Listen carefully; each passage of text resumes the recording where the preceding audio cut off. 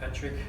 We're going to be looking at a recovery session today, and this is all about what we call fascial mobilizers. So there's connective tissue that wraps muscle, runs through joints into the next muscle, runs through the joint into the next muscle, and that can often kind of bind up with the muscle and restrict our movement, cause referred pain, or just be a simple movement restriction. So we're going to be working on that today. So the key to these movements is they're all very gentle. So you like this workout, it's very gentle, very easy to do. We don't want to be forcing into any movements your body won't let you move into. So as soon as you start to feel tension or resistance against a movement, that's where you return to the starting position. The other key with these, if there's any multiple joint movements, they work together, not one at a time. So for example, we don't sit, reach, we sit and reach. So we're just going to go through those exercises now. So the first one is a sit and reach combo. Basically starting with your feet shoulder width. I'll demonstrate from the side so you can see the hip movement as well. It's a squat and a reach. We call it a sit and reach, so you think about sitting properly. I pretend I've got a chair behind me, I sit back towards the chair and I reach forward at the same time. Now I'm feeling a little resistance there, so that's where I stop and I return. So it's not a full depth squat, we're not aiming for strength. We're just doing a simple sit, reach, return from there, okay? Now I call this a combo because we can mix up the foot positions. As you can see from there, my feet are side by side.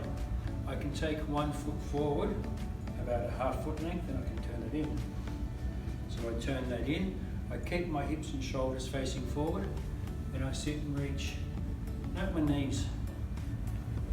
I don't be too concerned about my knees coming in towards each other because that's their natural direction. But I'm keeping the movement gentle and I'm keeping it easy, and I follow that up by doing the same to the other side. We're going for time on these ones, so 30 to 45 seconds of each should be enough.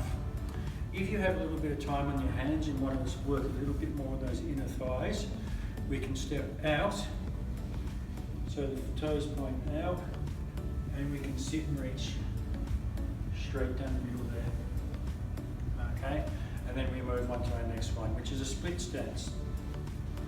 It's like a short lunge position. It's about your natural step length plus maybe 1 foot length extra. From there, we want both feet pointing straight forward, both heels on the floor. We want to be upright in our posture. We don't want to be feeling like we're leaning forward or back through this movement. So I'm simply going to push the hips and the front knee forward and return.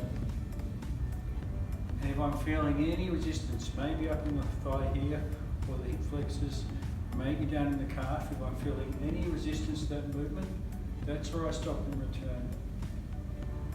Okay. We can expand on this by raising the hand that matches the back leg in the air at the same time as you push forward, and whatever you're feeling, you will feel with a little more intensity, but still we're aiming to keep it gentle and relaxed. The arm and hip reach rotation. We stand with our hands in front. We're going to focus on the right hand first. I'm going to turn and reach as far behind myself as I can without forcing. Back to the center, that's key. We go back to beginning position, and then I turn it and reach as far behind me as I can and return.